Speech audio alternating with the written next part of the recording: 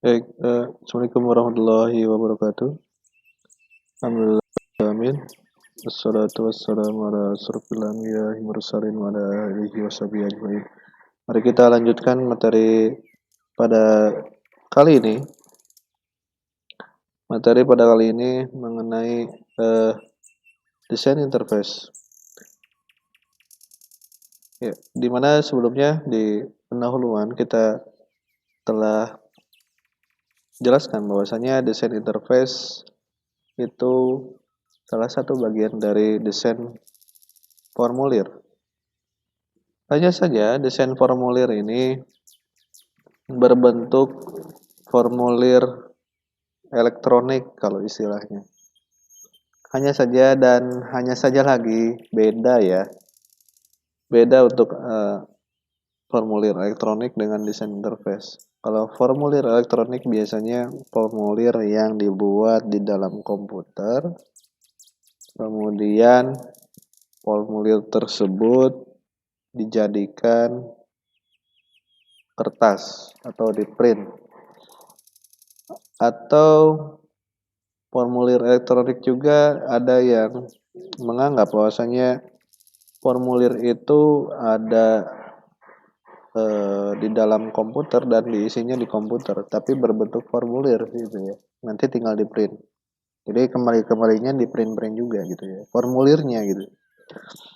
Beda dengan desain interface. Namanya desain interface itu desain antar muka. Ya. Desain antar muka yang mana dari kegiatan di dalam organisasi. Ya, kemarin kita sudah praktik klinik di puskesmas dan hal ini menjadi bahan untuk bagaimana kita melihat desain interface secara aplikasi, karena desain interface mau nggak mau aplikasi yang dilihat karena antar muka yang dilihat seperti itu. Jadi ini capaian pembelajaran untuk kali ini. Kita pahami konsep desain interface-nya sendiri, kemudian mengetahui perbedaan desain formulir manual atau elektronik.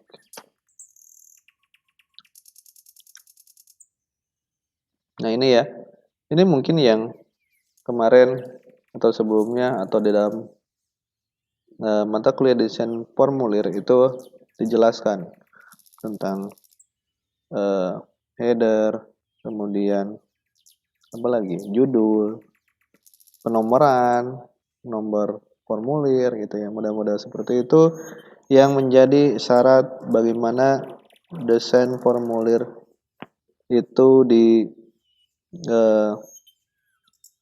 digunakan ya. Jadi ini di dalamnya adalah tentunya ada formulir dan formulir tersebut di dalamnya ada data elemen. Data elemen ini yang harusnya tidak beda dengan desain interface gitu. Mungkin ada hal-hal yang beda, misalnya ya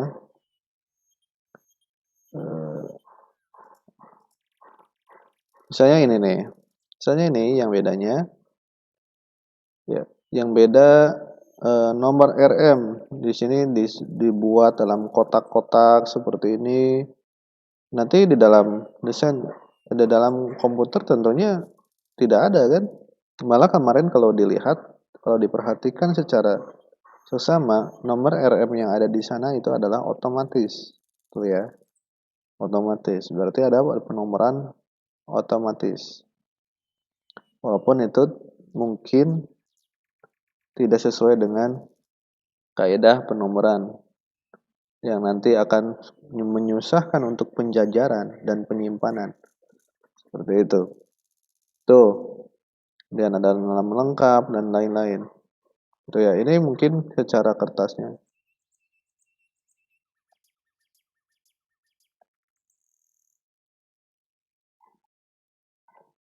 Oke, ini eh ini udah lama ya gambarnya. Mungkin lebih dari ini tentang media sosial, yang dimana media sosial itu menjadi salah satu hal yang penting untuk digunakan dalam desain interface. Jadi tampilan manakah yang paling enak? Tampilan atau penggunaan manakah yang paling mudah? Ya, yang paling mudah mana ya? Eh, Coba sampaikan, boleh di kolom komentar. Yang paling mudah dalam ini, dalam media sosial itu menurut kalian yang mana gitu? Gitu. Jadi ini akan membangun brand, ya, branding yang akan membangun mindset seseorang bahwasanya kalau jika melihat satu tampilan tersebut pasti eh, aplikasi itu. Seperti ini ya. Ini tampilan Facebook. Pasti langsung, oh ini Facebook. Walaupun ini Facebook yang ini udah ada yang baru lagi ya tampilannya. Oke, kita masuk lagi ke pengertian ya. Jadi apa sih desain interface itu? Jadi desain interface itu bisa disebut desain antarmuka atau rekayasa antarmuka. Desain, tentunya desain untuk komputer bukan untuk manual, ya, bukan untuk yang nanti akan di print, walaupun tampilan yang ada di komputer itu bisa di print atau bisa dijadikan kertas. Kemudian peralatan, mesin, perangkat komunikasi, perangkat lunak yang berfokus pada interaksi dan pengalaman pengguna. Nah, ini kembali lagi ke pengalaman ke pengguna gitu. Di situ ada pengalaman. Nanti ada istilah sendiri ya. Namanya experience. Namanya experience. Jadi perangkat-perangkat lunak tersebut yang akan dijadikan eh, pengalaman, ya, pengalaman pengguna. Kalau kita kembali ke dalam, ya, kalau kita kembali ke dalam tampilan di sebelumnya, di slide sebelumnya itu ada namanya apa namanya itu, media sosial ya. Nah, ini tadi sudah dijelaskan mana saja sih yang bisa eh, paling mudah atau paling mudah diingat oleh orang atau paling suka digunakan oleh orang sehingga aplikasi itu terus digunakan. Itu pengalaman pengguna. Ketika orang berpengalaman, ketika orang sudah paham, ketika sudah nyaman, udah PW deh. Susah untuk beralih kepada yang lain gitu ya. Itu untuk pengalaman, itu pengalaman pengguna. Oke, coba deh ya, kalau ada di kertas atau di ini, coba Anda pikirkan 1 menit saja tentang apa perbedaan dari desain formulir manual dengan desain interface dari yang dijelaskan. Ya, kalau ini di kertas, kalau itu di dalam eh, nanti ya, nanti di dalam kolom komentar ada, kolom komentar lagi di dalam eh, Genomio ya, di dalam Genomio kita gunakan itu. Ya, coba apa formulir ya, Jadi apa sih perbedaan antara formulir manual dengan desain interface? Oke, ini tujuan desain interface membuat interaksi pengguna sesederhana dan seefisien mungkin dalam hal mencapai tujuan pengguna. Jadi kalau dilihat dari formulir konvensional, ketika formulir itu ada istilah dari header, kemudian judul dan lain-lain, itu juga ada. Hanya saja di sini tekankan tentang sesederhana dan seefisien mungkin dalam hal mencapai tujuan. Gitu. Jadi masuk ke istilahnya adalah user center design. Jadi ada yang mengolah desain agar seseorang itu mudah menggunakan, gitu ya. Apa sih user center design? User center design itu prinsip yang mendasari dalam desain interface berbasis pada desain yang terpusat pada pengguna. Kemudian desain berdasarkan pada pemahaman, tugas, lingkungan pengguna. Seperti ini ya. Jadi user center design itu dari mulai identify need. Jadi kebutuhan dari pengguna itu apa? Kalau pengguna di dalam puskesmas berarti organisasi itu sendiri. Diturunkan apa sih data yang dibutuhkan? Berarti kan record ya. Kemudian diterjemahkan lagi apa sih data elemen yang diperlukan. Kalau recordnya ingin seperti itu. Nah, itulah yang menjadi identifikasi. Kemudian masuk ke specific context of use. Jadi lebih ke konteksnya tadi ya, record, data elemen, kemudian requirement, apa sih yang dibutuhkan. Jadi data apa saja yang dibutuhkan untuk itu. Karena nanti prinsip dalam desain interface itu adalah prinsip dari sebuah sistem sendiri. Jadi tidak ada redundansi. Apa itu redundansi? Coba pikirkan dan nanti tuliskan di dalam kolom komentar di LMS. Ya. Jadi ada apa? Redundansi ya. Ya.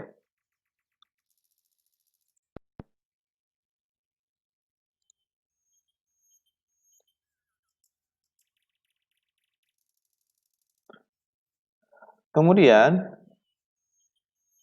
product design solution. Jadi setelah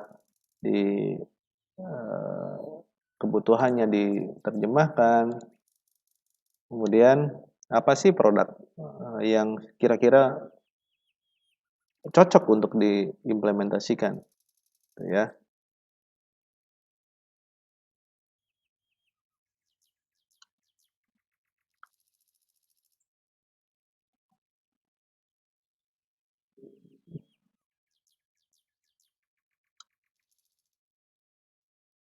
Oke, kemudian evaluasi, kemudian setelah itu harus dievaluasi dong, ya. Nah, setelah itu.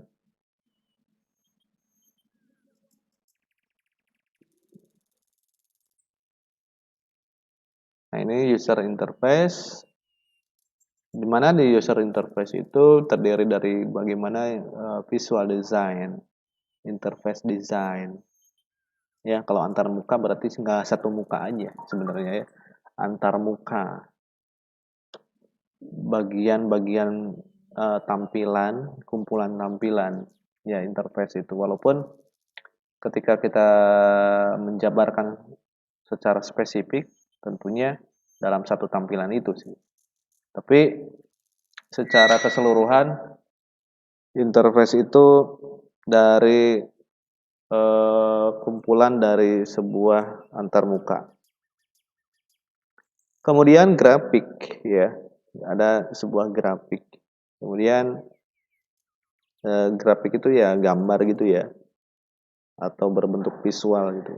Visual design grafik juga bisa. Ikonografi, bagaimana membuat icon-icon yang memang bisa mengingat bagaimana ikonnya. Jempol itu sebenarnya buat apa sih? Ya. Kemudian hal-hal yang lain itu yang memang didefinisikan oleh visual sehingga orang-orang paham. Seperti itu. Mungkin di dalam interface itu sendiri sebenarnya kalian udah pada tahu ya. Saudara-saudari sudah tahu tentang hal-hal seperti ini, hanya saja mungkin belum masuk kepada sebuah teorinya. Makanya kita coba ini hal-hal yang sudah terbiasa, apalagi sekarang udah dunianya gadget ya. Jadi hal-hal ini sudah terbiasa harusnya, sudah terbiasa. Hanya saja kita coba diberikan arahan bagaimana secara teoritis dan nanti untuk praktiknya, untuk membuatnya itu sesuai dengan teori. Nah, ini kita masuk ke prinsip umum desain interface. Yang pertama adalah specify the context of use. Bagaimana penggunaan, ya, penggunaan, specify requirement, bagaimana kebutuhannya, create design solution, bagaimana membuat design solution, kemudian evaluasi desain. Jadi yang tadi ini ya. Kemudian kita masuk prinsip umum desain interface secara detail. Yang pertama adalah user compatibility. Ada kesesuaian tampilan dengan typical user. Jadi, manakah user yang cocok untuk tampilan tersebut? Beda antara tampilan anak, tampilan untuk anak, untuk orang tua, lansia, apalagi lansia gitu ya. Di dalam HP saja mungkin ya. Di dalam HP saja, smartphone gitu ya. Sudah diberikan fitur, oh ini fitur anak nih. Fitur anak ada apa aja gitu kan. Gitu.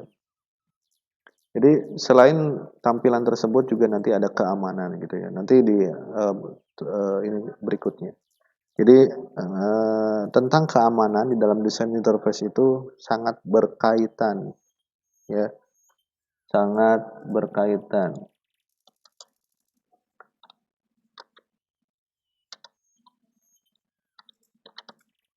Oke.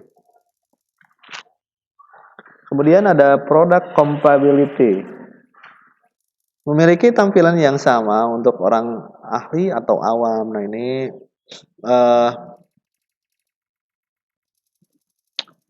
jadi walaupun tidak diperlihatkan secara codingnya, bukan coding di dalam kodifikasi ya, coding dalam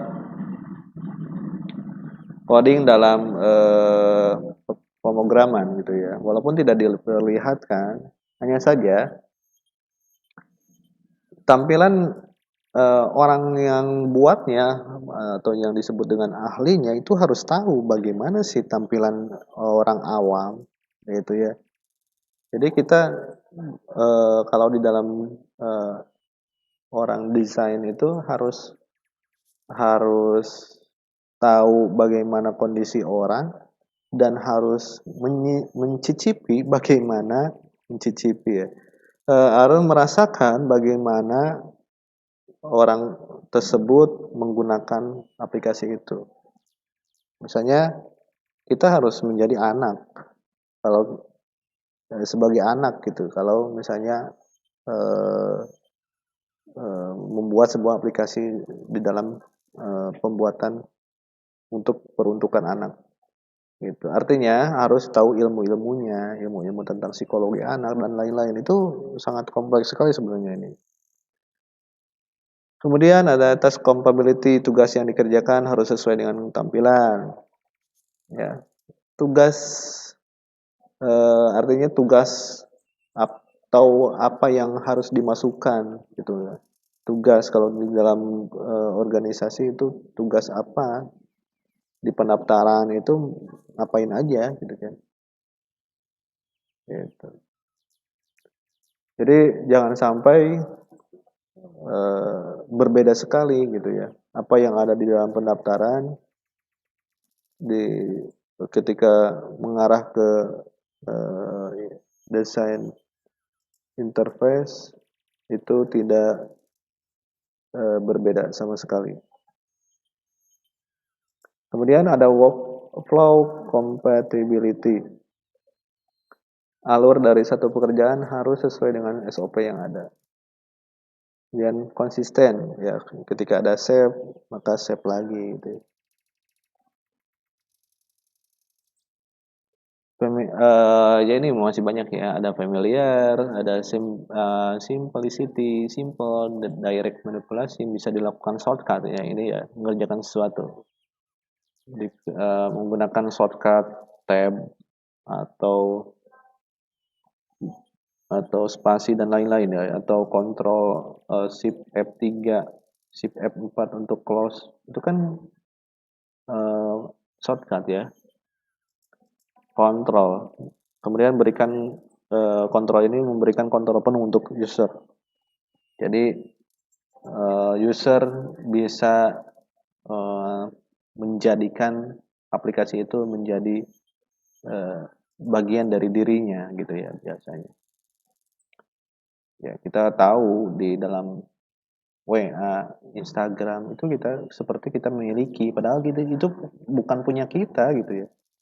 Makanya hati-hati dalam posting, karena rekam digital itu tidak akan bisa dihapus sebenarnya. Rekam digital itu tidak dihapus. Ya, ketika kita menghapus flash disk dari awal beli sampai sampai sekarang misalnya ya, itu rekaman itu bisa diangkat kembali walaupun sudah diformat beberapa kali. Gitu ya. Seperti mungkin pernah dengar untuk DVD RW. DVD RW itu juga tidak menghilangkan tapi menimpa. Kalau zaman dulu ya, nggak tahu kalau zaman sekarang masih digunakan nggak ya model-model seperti itu. Kemudian ada lanjut ya, ini what you see is what you get. Buatlah tampilan mirip seperti kehidupan nyata user. Nah ini juga hampir sama ya.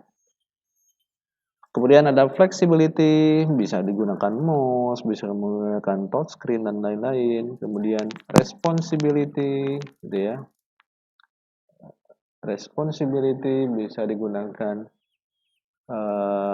respon, ada sign, tanda dalam proses dari sebuah aplikasi, gitu ya.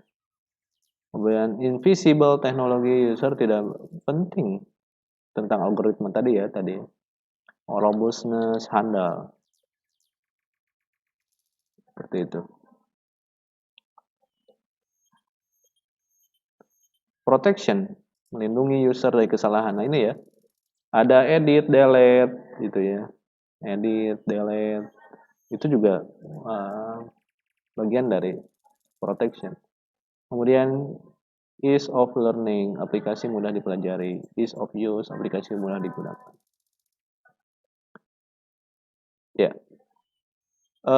mungkin itu dulu ya untuk penjelasan desain interface. Kita nanti ini ya human computer interaction itu kita lanjutkan di sesi berikutnya. Terima kasih. Hasbunallahu wa ni'mal wakil. Assalamualaikum warahmatullahi wabarakatuh.